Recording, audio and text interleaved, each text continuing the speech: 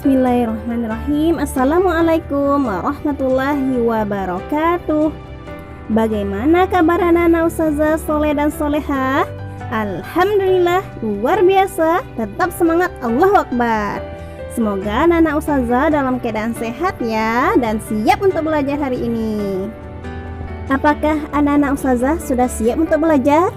Yuk, sebelum kita mulai belajar, kita berdoa terlebih dahulu. Doa sebelum belajar. Allahumma inni as'aluka ilman nafi'an wa rizqan thayyiban wa amalan mutaqabbala. Rabbi shrah li sadri wa yassir li amri wahlul 'uqdatam min lisani yafqahu qawli. Amin.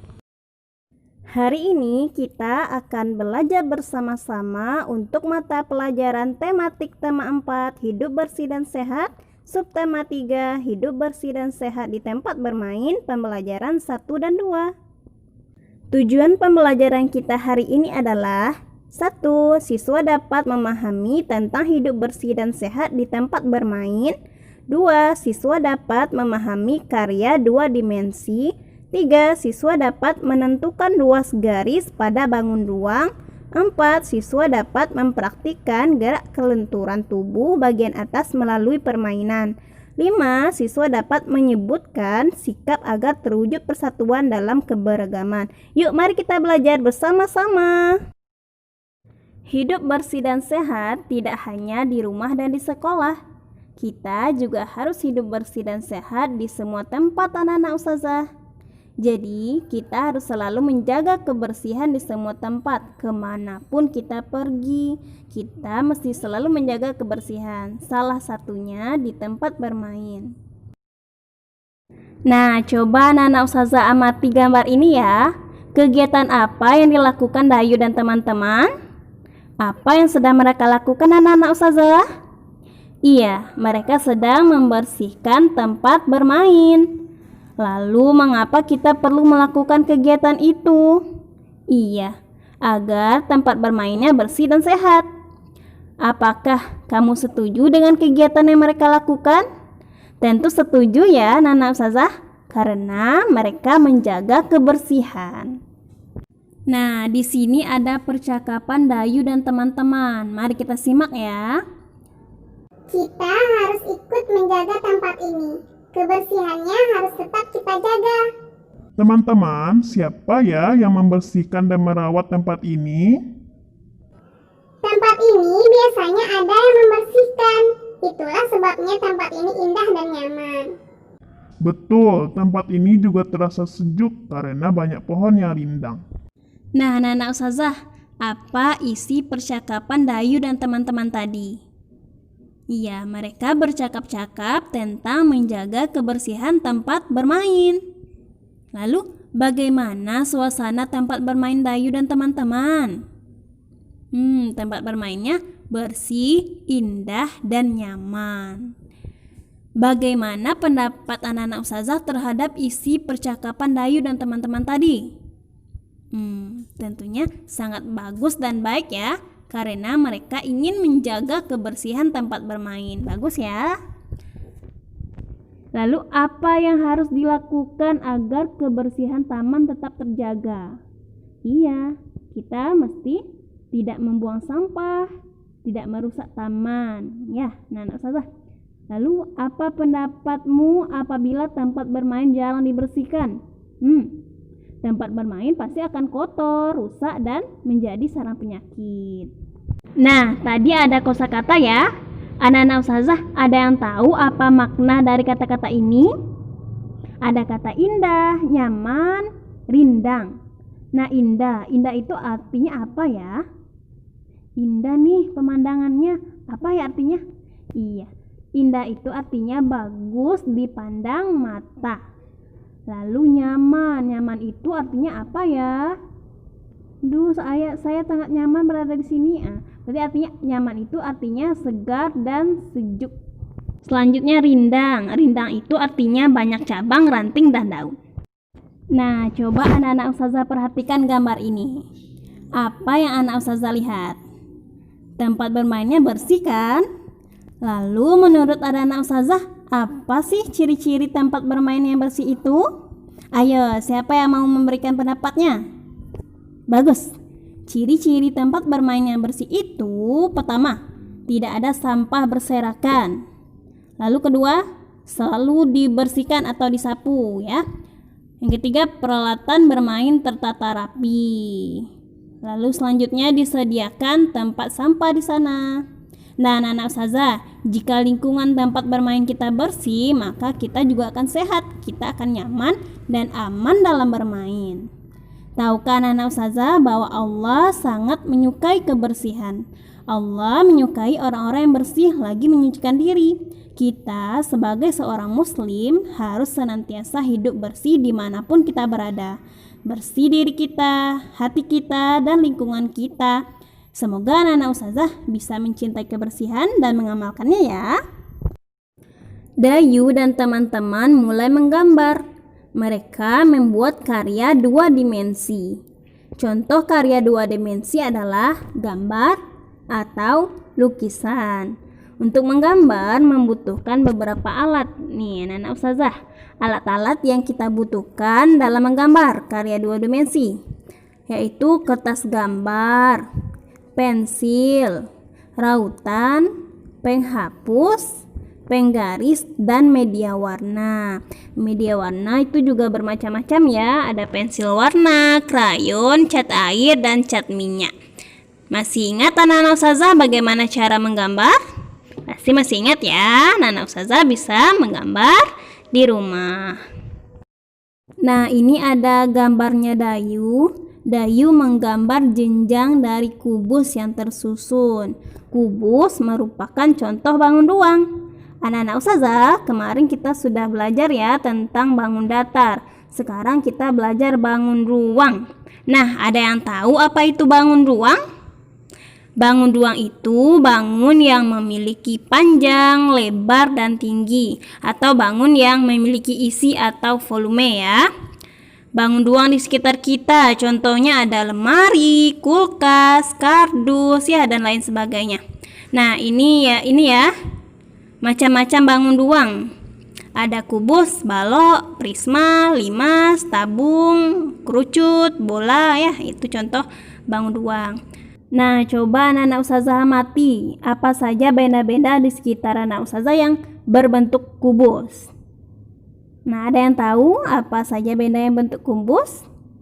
Ya, ada Rubik ya. Pernah melihat Rubik? Ada dadu ya, dadu mungkin pernah ya lihat dadu ya. Kardus ya, pot bunga dan sebagainya. Nah, anak-anak ustazah, kubus itu mempunyai ruas garis. Masih ingat dengan ruas garis anak-anak ustazah? Nah, coba perhatikan baik-baik ya gambar kubus ini. Gambar kubus ini diberi nama kubus A, B, C, D, E, F, G, H. Nah, kubus ini dibuat dari 12 garis atau ruas garis ya. Kubus mempunyai 12 ruas garis. Ruas garis apa saja ya? Yaitu ruas garis A, B, kita mulai dari bawah ya, karena A-nya di bawah. Lalu B, C, lalu garis yang putus-putus di belakangnya, ruas garis C, D, lalu A, D. Nah, kita sudah dapat ya 4 ruas garis yang di bawah. Selanjutnya yuk kita cari lagi. Yang tutupnya ya, yang di atas ada E, F, F, G, G, H, EH. Dapat 4 lagi ya yang di atas. Lalu yang garis tegaknya ada apa aja ya? Ada AE, BF, CG, dan DH. Nah, itu yang namanya ruas garis ya anak-anak ustazah pada bangun ruang kubus tadi ya. Jadi ada 12 ruas garis pada kubus. Sekarang coba perhatikan contoh bangun ruang ini ya. Ini namanya bangun ruang prisma tegak segitiga. Yuk kita cari tahu ruas garisnya. Yang pertama ada AB, ini atasnya ya berbentuk segitiga. Lalu ada BC, CA. Nah, sekarang di bawahnya ruas garis apa saja ya?